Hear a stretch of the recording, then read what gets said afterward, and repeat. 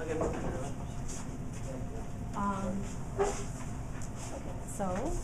want to introduce yourself? Eliza I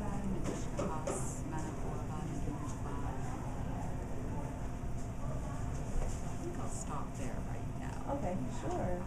St. Joseph That's what I know right now.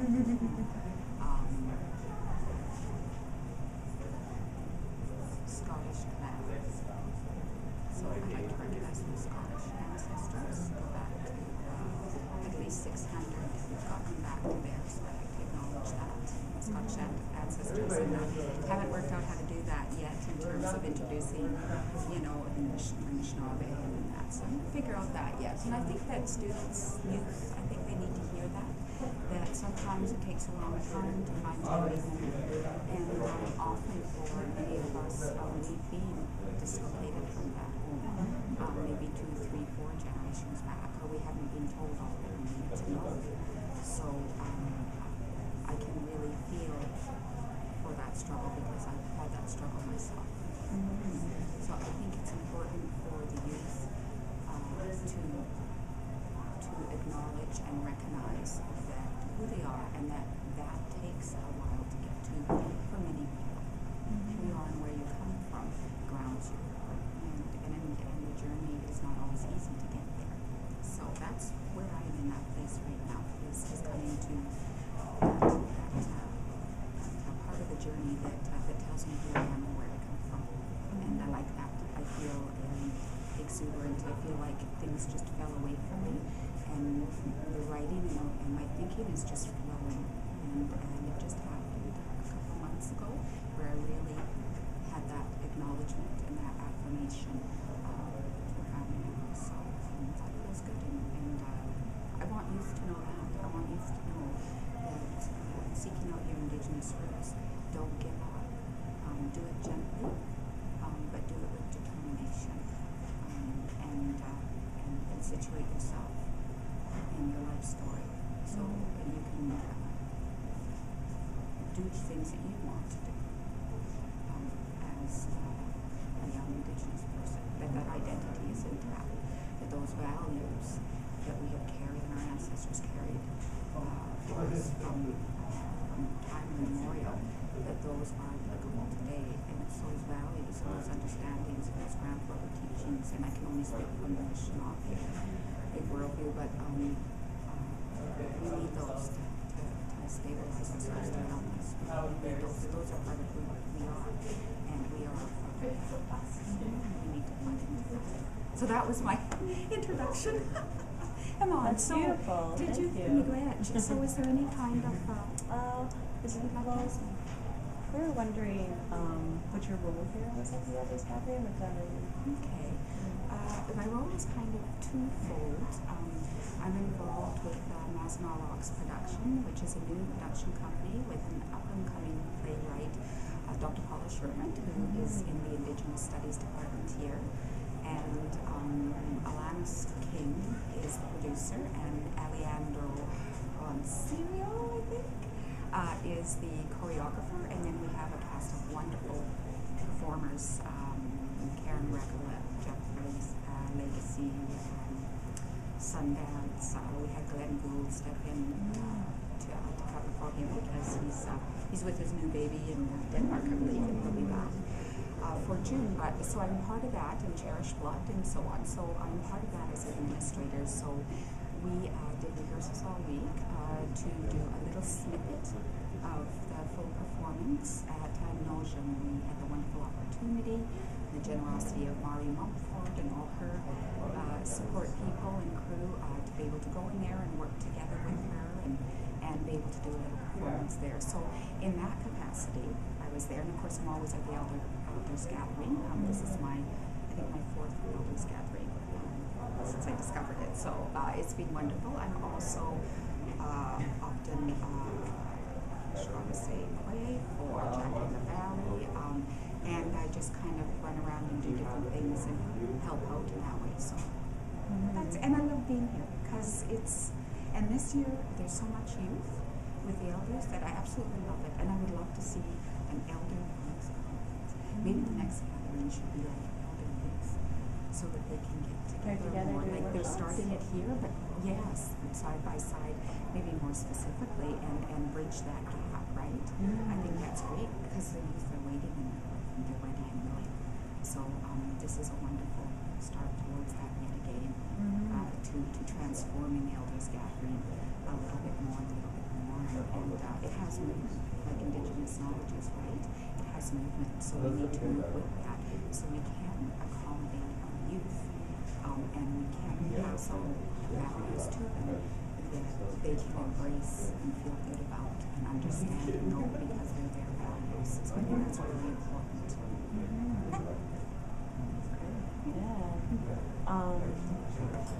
What do you think you'll take away from this elders gathering, like specifically?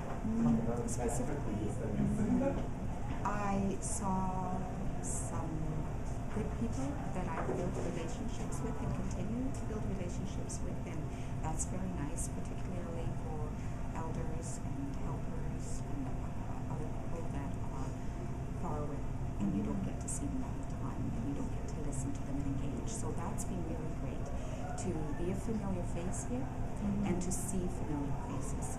And that's what relationships are all about, right? And for me, it's just an opportunity to reaffirm relationships, new relationships, and upcoming relationships. And I think that's really important. And so that's what I just walk away with, more knowledge and being grateful and enjoyable, and I feel good. And it's good. Good medicine. Yes. Yes. It is good medicine to be here. We were wondering what your initial reactions or impressions of the last week. I love it. I haven't had a chance to go through it comprehensively, but I have gone through the material and the site and information that you gave me, and I just love it. I just love it, yes, and I would be quite happy to help promote it or get it around or whatever needs to be done. I can do little tasks from time to time where you feel that I'm useful and my skills are being suited.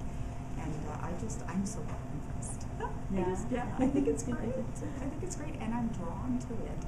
You know, every time I was kind of popping for a minute, I think it's great. I think it's great, and I'd love to see, you know, even more stuff, and I'm looking forward to sending something for you guys to put up wherever it's useful, and I think it's great. I'm impressed, and I'm really happy because it highlights the skills and the abilities of our young Indigenous youth, and I think that's really great, and I think it's a good way to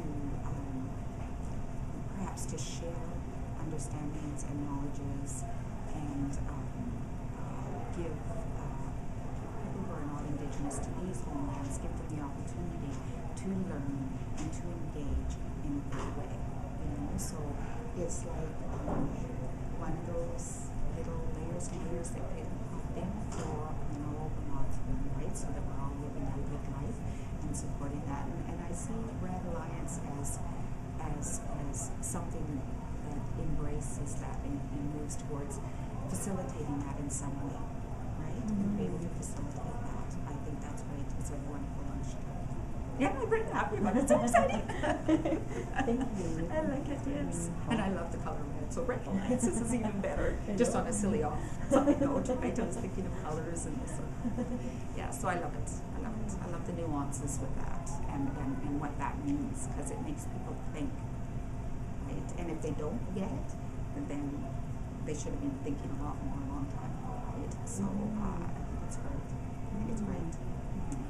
And we hope to see you at the Indigenous Women's Symposium. That'd be wonderful. It'd be lovely to see you. So what are your thoughts on the current media representation of Indigenous peoples? In the standard media that the Western world runs on for the most part, in general, tends to carry on those stereotypes that are wrapped up in policies and that came much earlier on and that haven't really changed a whole lot to some extent because they're so enmeshed in policy. It's more a policy than it is anything else at this point. And there certainly is, as we know, issues with that.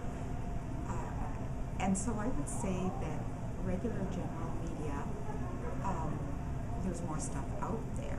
I'm not sure how useful it is. I'm not sure if it is mind-changing, if it makes enough inroads in those tapes in our head for people who don't understand Indigenous cultures, knowledges, peoples, and languages, don't understand that they're settlers on home lands. And there's ways to negotiate that, but there has to be a balance, and it's not there. So I don't think the media is helping us. However, I would like to say that I have noticed our Wasaya and Anishinaabemese and other Indigenous newspapers that we have, and certainly in Ontario, and I'm sure we'd see some of the same thing across Canada. I have to say that media and the way that they're portraying and all that is wonderful, and I've seen it change and get better and transform, and I think that those newspapers, in terms of media, are very healthy for us and can be useful for us. In terms of letting other communities and other people know, urban and otherwise, what's happening, whether it's stuff happening where there's a need or stuff happening where it's good stuff. And I think that's the issue that we all have. It's like, you know what, we've identified the problem. We're waiting for you Westerners to catch up. We know the solutions.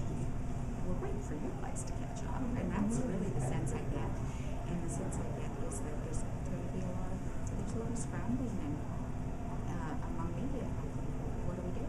Right? All these things are happening, and we don't even understand it to some degree, right?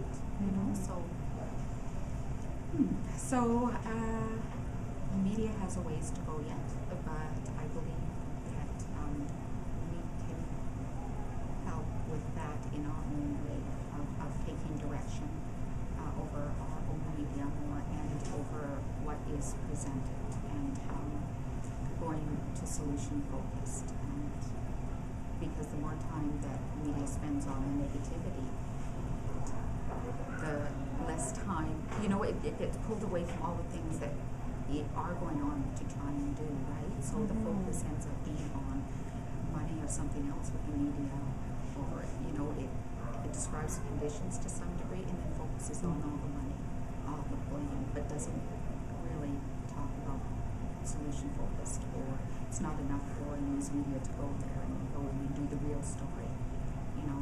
It's sort of, maybe there's more that you could be doing with that. I don't know why. I don't have the answers. But maybe people should think about it.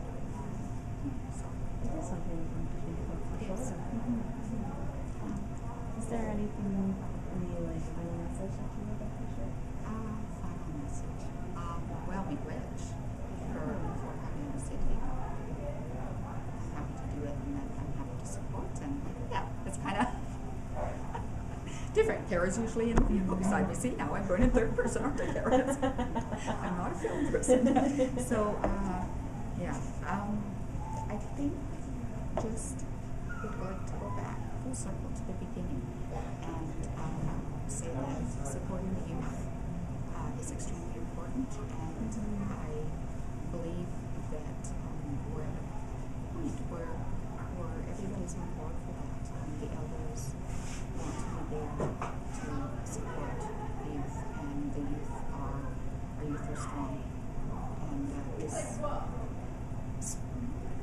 speaks more words than I could ever say. It's beautiful Anishinaabe play here doing this kind of work, and the Red Alliance media is calling, but that's it. That's it. There's nothing else to say. This is the work that the elders have done. These are the teachings that you're bringing forward, the understanding that we need to address as ethnic youth. It's time for us to help our elders. We need to help them, right? We need to help them. They've been helping us. They're there for us. They're waiting. We need to help them. So this is great. So, yeah, well, what do I know? So, miigwech, and miigwech to you, Eliza. this is miigwech. No free.